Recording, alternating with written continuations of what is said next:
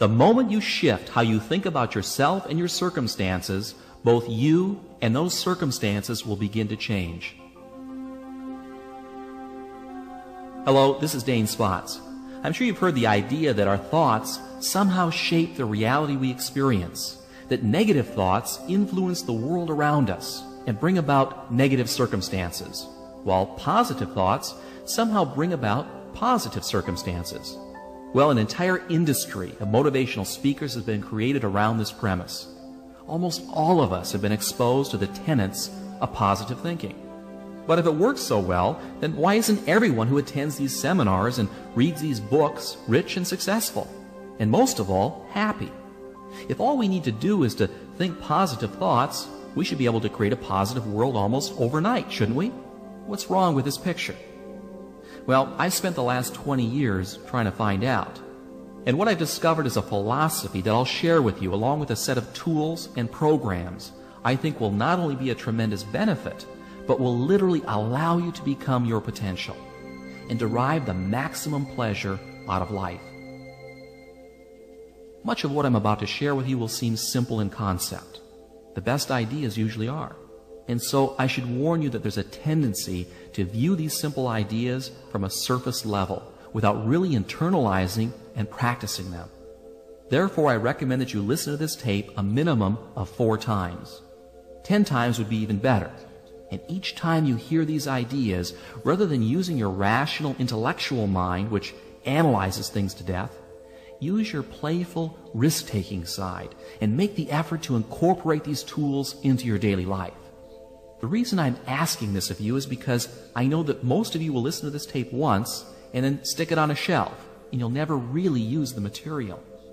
I want you to use this stuff, to practice it and internalize it.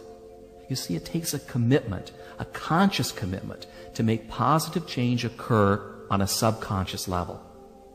The tools and reprogramming processes must be used to make them work. Look, here's something I want you to realize right now. The old you will do everything in its power to prevent change. It will come up with excuses for not listening to the tapes. It will procrastinate and make excuses for not using these ideas and programs, even if they're good for you. And the reason why you'll do that to yourself is because the old you is comfortable. It has a built-in survival mechanism to protect the status quo. And that's why change is so difficult. And it's also why positive thinking on a surface level always fails. Millions and millions of people attend positive thinking seminars or buy books and tapes each year, yet very few derive lasting benefits from them. If you've ever attended any of these seminars or read any of these books, you're usually high from the motivational uplift for about 2 days. Then you go back to your old self again. Listen, it isn't that the material isn't valid or doesn't work. It does. It's just that the positive thinking and motivational stories deal only with your conscious mind. And that conscious mind is not the engine that powers your life. Rather, it's the subconscious or the unconscious portions of your mind from which your behavior and attitudes spring. Going directly into the unconscious and rewiring how you think about yourself and your future is the key to permanent and lasting change. And that's precisely what we'll be addressing in this program. Okay, let's begin. First off, let me give you the philosophy behind this program and also answer the question of just how our thinking and beliefs on a subconscious level affects our wealth, our health, and our success or failure in any undertaking. Let me read you something that sums up rather nicely the point of all of this. What we believe determines what we make true. Let me read that again to you. What we believe determines what we make true. Our perceptions of reality, how we think about ourselves and the world around us, what we look for and what we take to be true is determined by our beliefs. Alter a belief and you can change reality, or at least the reality that you experience. What I'm saying is that through your beliefs, you form your reality. A friend of mine who's a very successful and very wealthy real estate entrepreneur started without a single dime in his pocket, and he was able to amass a great fortune in only a few years with a simple philosophy of faking it until he made it. He convinced himself on a subconscious level that he had already acquired a great fortune, when in fact he was really broke. In his mind, he became a millionaire. The circumstances that brought about that reality then followed. Now, I'm sure that you've heard similar stories. What we take to be true on a subconscious level becomes our reality. Now, does that mean that skill and luck don't play a role in wealth and prosperity? Well, money-making skills are learned and begin with a desire and a belief that it's possible. Remember, what we believe is based on our perceptions, and what we perceive depends upon what we look for. And what we look for depends upon what we think. And luck, and we all know of those people who seem to be exceptionally lucky, is created out of a core belief that good things should happen. It's an expectation. Expect to be lucky, and you will be. It's as simple as that. Now, you've probably seen this happen to you all the time, but in reverse. You know, when you tell yourself that you're having a bad day, and sure enough, you do. What we believe determines what we make true. And that's the entire premise of this idea, as well as the tape. Are you still with me? What I'm telling you here is nothing new. In fact, it's very old. Philosophers and great thinkers have been saying it for thousands of years. The Roman philosopher Marcus Aurelius said, "Our light is what our thoughts make of it." Napoleon Hill said exactly the same thing in Think and Grow Rich. And everyone since has said the same basic idea. But that doesn't necessarily help you make it work better in your life. You see, you've got to break through an encrusted mind script that's made up of years of negative programming. That's why we've created mind development tools here at Zygon, because the purpose of these tools is to deal with the issue of beliefs and behavior at the deepest levels of your being, and to anchor these new beliefs into your subconscious, where your beliefs are formed and reinforced by your perceptions and thus made true. To create lasting change, you must rescript the core set of beliefs that forms how you think and perceive your reality. Inside our subconscious minds, we have scripted what we see as the truth. Remember, what we accept to believe as true is true or becomes true, period. And any evidence contrary to our core beliefs is discarded or perceptually modified by our brains. So if you've been told all your life that you'll never amount to anything, or believe that being wealthy is something beyond your grasp, then that is the mind script that is welded into your subconscious. And then that's the reality you will experience. Now, enough talk about that.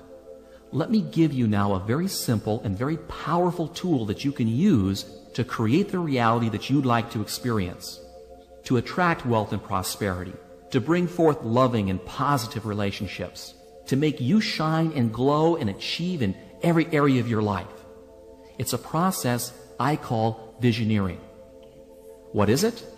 Well, it's a program of mental rehearsal of future events that anchors successful images to positive emotions through a simple visualization technique. It also programs the subconscious to bring forth a desired goal into reality. Now, you're probably familiar with visualization techniques, and perhaps you've experimented with them in your life. That's good. Most people try it for a while, but then they give up, usually for two reasons. The first is that the old you creeps in again with excuses for not changing. And also because you may not have been doing it right, so you never really noticed any positive feedback to justify continuing doing it. Well, I'm going to give you a super simple solution that's going to work incredibly well, but it's up to you to use it. And there are 3 steps in the process. Before I give them to you, let me give you a bit of a tip. You must set up a regular time each and every day for your visioneering session. We're talking about 5 minutes a day. 5 minutes, and you can achieve any worthwhile goal that you desire. Morning or night, it doesn't really matter. Just give yourself the 5 minutes. You're worth it. Now, this 5 minutes must be exclusively devoted to the visioneering process. Okay, are you ready for a session? Get into a comfortable position, close your eyes, and with your eyes closed, roll them upwards slightly, as if you're trying to see the center of your forehead. and listen to yourself breathe. Focus your attention on slowly taking deep breaths and on the sound of the air coming in and out of your lungs. Feel yourself relax. Do this breathing exercise 5 times. It will only take 45 seconds or so as you focus on your breathing. This is a simple relaxation exercise that will immediately alter your consciousness, putting your brain into an alpha state. In fact, if you were to hook yourself up to an EEG machine while doing this simple procedure, you would see an increase in alpha wave production emitting from your brain. And in only 45 seconds. You know, there are seminars that charge upwards of $500 to teach you this. Okay, so you've learned how to induce an alpha brainwave state in 45 seconds. The next step is to pick out an image of a past memory where you were extremely happy. Really get in touch with that experience. It doesn't really matter what it is or when it happened. The point is to conjure up a winning feeling or a positive emotion that you can then use to connect with your image of a future event. Perhaps this is an image of the moment you remember falling in love, or receiving a standing ovation during a high school play. Go back into your past and pull out a very specific event that you will relive in every detail. Feel the pats on your back, the loving adulation. Remember the voices, the smells, the colors. As you recreate this scene, let yourself re-experience all of those winning feelings. What you're doing here is bringing forward into your consciousness a positive emotion that will psychologically become connected with a future goal in your subconscious. This has the effect of anchoring that desired goal into the subconscious mind so that it's energized and becomes a subconscious reality. Now, making it happen is really quite easy, because if the subconscious mind believes it, it will alter your perceptions and will look for it to make it into a reality. I'll talk more about that a little bit later. Okay, once you've relived that positive moment and felt those winning feelings welling up inside of you, the next step is to envision the future goal that you want to achieve as vividly as possible. It can be through a mental picture, a word, a musical note, a taste. In fact, any sensory image that you can think of. Each person is different. Some people respond better to pictures, while others words. The key point here is to see yourself as if you've already achieved that goal, whether it's in the form of a picture, a feeling, or words. If it's money, see yourself as already having it. Perhaps the images are of you going to the bank with a big deposit, or you're sitting at your desk at work piled high with $100 bills. Smell the money, roll in it, throw it in the air. See yourself walking down the street wearing the finest clothes, driving your dream car, and hearing the whispers and comments of your friends, wondering how you ever got so successful. If you're a student taking a test, see that big red A+ marked across the top of your exam. If you're a salesperson, see yourself actually closing the sale. If you're giving a speech, see the audience clapping for you and telling you what a wonderful job that you've done. Let's say you want a vacation home on Cape Cod or in Malibu. Picture yourself walking through the front door, noticing the color and the texture of the walls, the lawn, the roof, the entry area. Go ahead and walk through the entire home in your mind, filling in the details exactly as you would like them to be in your reality. Give your images as much richness and detail as you possibly can. And don't worry if at first your images are a bit fuzzy. The process improves with practice. Tie in sounds, smells, and touch. In fact, the more senses and the greater the specificity, the more ammunition that you're giving your subconscious mind to believe it and then to act on it. Okay, you get the idea. Now let's review the steps here. First, you get comfortable. Close your eyes and roll them upward, focusing your breathing for 5 breaths. Second, recreate a winning feeling by bringing forth a positive image from your past and reliving it for a minute or 2. 3, envision your future goal as if you've already achieved it, and do a mental rehearsal of that event or objective with as much color and detail as possible.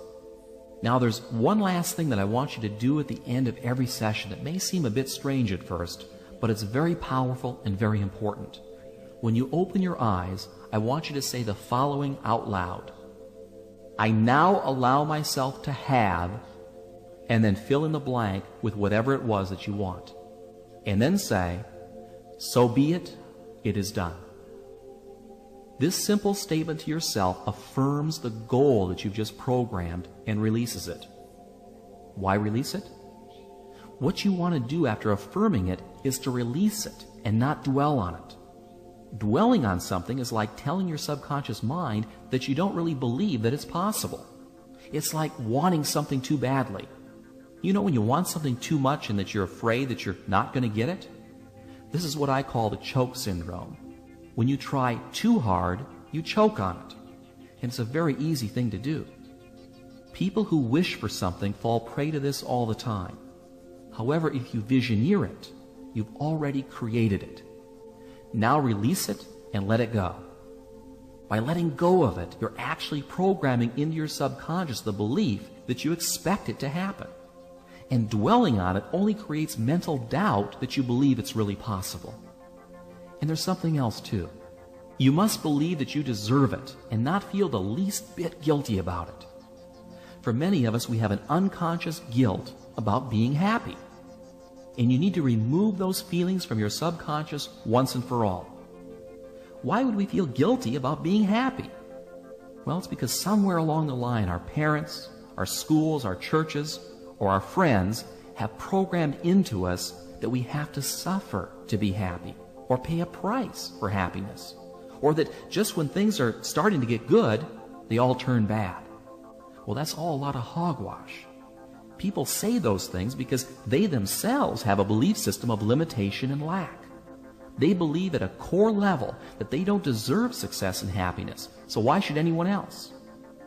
Most people think that happiness comes out of being successful or having good health, when in fact the reverse is true. Happiness is not something that's earned or deserved. Happiness is simply a state of mind by which our thinking is positive a good share of the time. If you wait until you feel deserving of having pleasant thoughts about your life, you'll end up convincing your subconscious that you're undeserving of happiness. And the result is you'll be unhappy and unsuccessful in most of your undertakings. It's not selfish or wrong to be happy, regardless of where you are in life. So be happy. Happiness is a means to an end, success and well-being. And it's also an end in and of itself that we all desire. Happiness is not something that happens to you. It's something that you cultivate, that you determine and control. If you're waiting for happiness to happen to you, you're going to have a long wait. Instead, leapfrog to it right now. How do you do that? Well, it's really very simple. By being and acting happy, even when you're not. It's what all winners do, and it's what you should do, and do it now. Here are the 3 components that will allow you to create the mental habit of being happy the majority of the time and winning in every circumstance that you encounter. The first aspect of this is to not allow any outward experiences to influence you about how you think about yourself. You do this by changing the way that you react to circumstances. Instead of being a participant in the circumstance, be apart from it. Let's say you're a salesperson, and you make sales and you create commissions for a living. And you've just spent the last 3 months of your time and money putting together a major deal. And it's just getting ready to close when your prospect backs out at the last minute. Your commission was big bucks, and you see it all going down the drain before your very eyes. And you say to yourself, I just knew this was a lousy business. Why did I ever go into this business in the first place? People are rotten. Now I have to start all over again. Whoa, wait a minute, time out. Stand outside of this picture for a moment. The circumstances are that the deal fell through, but how you react to it will have everything to do with your happiness and the success of future deals.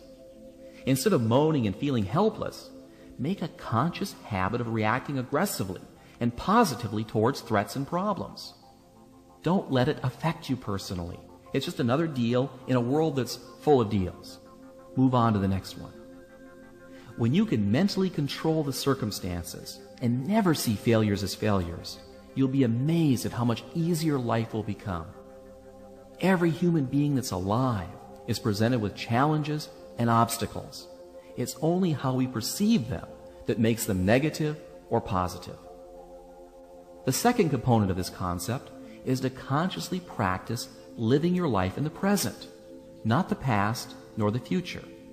You can envision the future the way that you want it to be in your visioneering sessions, but don't make the mistake of living in it. The secret of being alive and always happy is to experience the present. Think back for a moment of the happiest times in your life. I'll bet those were moments that you were totally absorbed and focused in the present.